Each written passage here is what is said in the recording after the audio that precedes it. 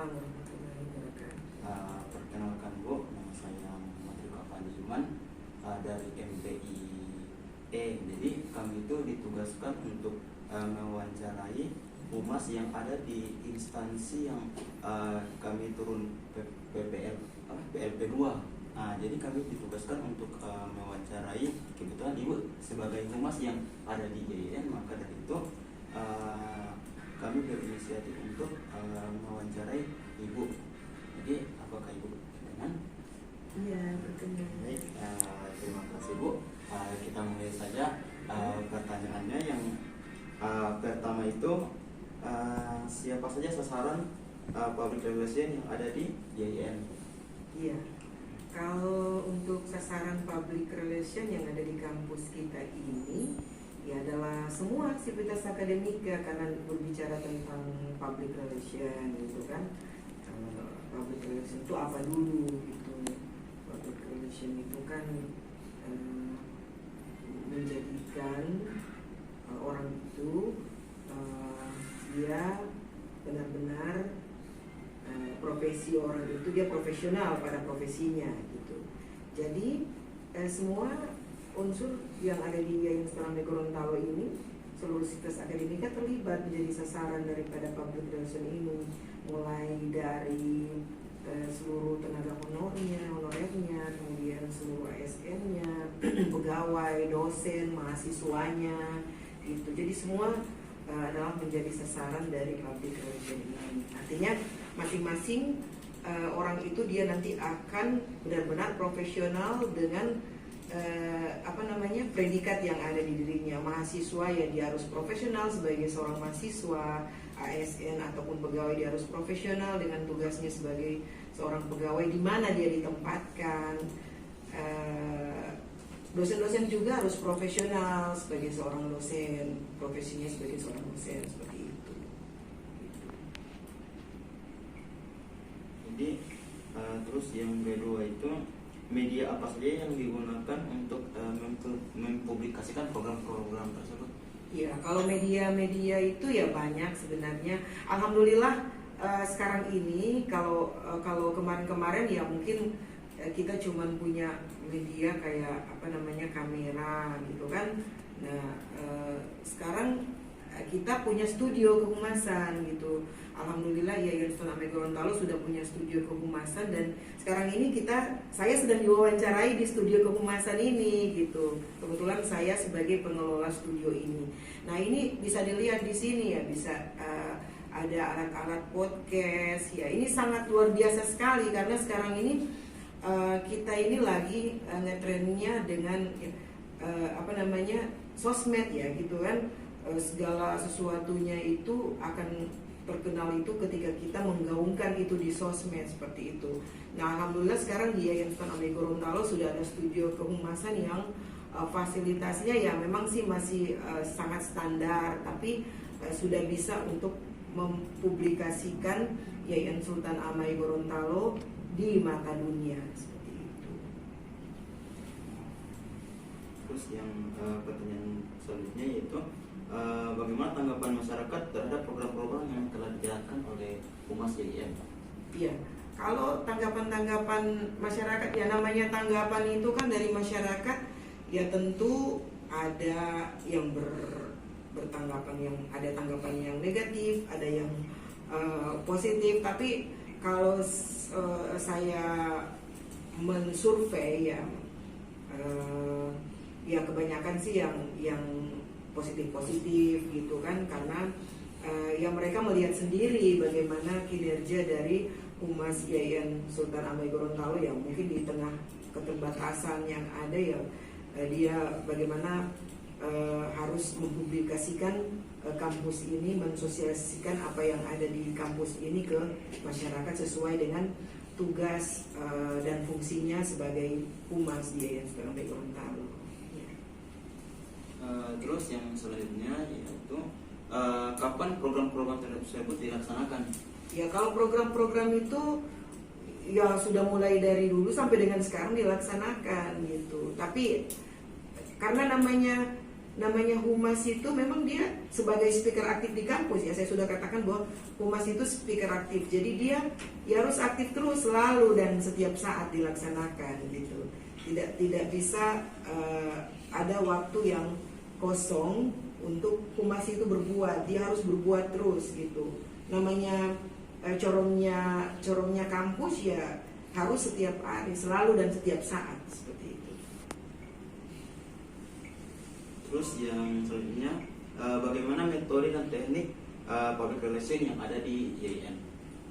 Iya, kalau metode dan teknik itu untuk public, sebenarnya gini, humas dan public relation ya, humas itu sebenarnya, cuman memang orang sekarang ini dari dulu sampai sekarang ada yang berbeda, banyak yang berbeda pemahaman gitu kan, ada perbedaan pemahaman. Ada yang menyamakan humas dengan public relation. Jadi ketika bicara tentang public relation ya itu bicara tentang humas gitu. Ada juga yang mengadakan ini perbedaan. Kenapa dia berbeda? Karena sebenarnya humas ini hanyalah merupakan bagian dari public relation gitu. Karena ya tadi saya sudah sampaikan di awal bahwa public relation itu adalah menjadikan orang itu benar-benar profesional dalam profesinya. Nah, kenapa humas menjadi bagian? Karena misalnya humas gitu kan, humas itu bagian dari public relation. Profesi kita sebagai humas, ya corong lembaga. Berarti sebagai seorang humas yang merupakan bagian dari public relation, kita harus benar-benar menjadi profesional terhadap profesi kita sebagai seorang humas begitu. Jadi kalau saya sih berpandangan bahwa humas ini adalah merupakan bagian dari public relations seperti itu. Nah, kalau di kampus ini, sebelum kita punya studio kehumasan, ya metodenya adalah dengan cara kita diskusi gitu, kita mengundang rekan-rekan kerja kita seperti itu kan, rekan atau mitra kerja kita gitu kan. Ya kemudian kita berdiskusi. Nah, setelah itu yang dilakukan juga setelah ada studio seperti ini, nah setiap ada tamu, misalnya tamu-tamu lembaga, tamu-tamu yang datang ke Yayasan Amai Gorontalo, ya kita mengundang mereka ke sini, ke studio ini gitu. Ya biar mereka bisa melihat bahwa ini loh humas di Yayasan Amai Gorontalo. Ini kampus kita seperti ini gitu. Dan nanti mereka akan berbicara keluar gitu. Kita akan menayangkan ini, mempublish ini lewat sosmed, dan nanti seluruh dunia ini akan tahu tentang lembaga kita. Jadi ini metode-metode yang kita lakukan mulai dari diskusi-diskusi ringan, kemudian mungkin ada kegiatan diklat ataupun pelatihan-pelatihan untuk siapa saja yang mungkin dirasa perlu oleh humas untuk bisa bermitra dengan humas untuk membangun lembaga ini. Tapi kalau menurut saya sih mitra dari humas itu adalah semua di Civitas Akademika ini adalah mitranya untuk bagaimana kita benar-benar membangun kampus ini. Oke? Jadi yang selanjutnya strategi operasional humas yang ada di YIN. Yaitu kalau strateginya ya kayak tadi yang saya sampaikan, strategi kita sebagai humas itu adalah bagaimana kita menanamkan kepada pemikiran masyarakat itu bahwa ini YIN Sultan Amai Gorontalo ini kan adalah benar-benar sudah sangat layak begitu, sangat layak untuk misalnya mahasiswa, anak-anak dari mereka itu untuk kuliah di sini gitu ya.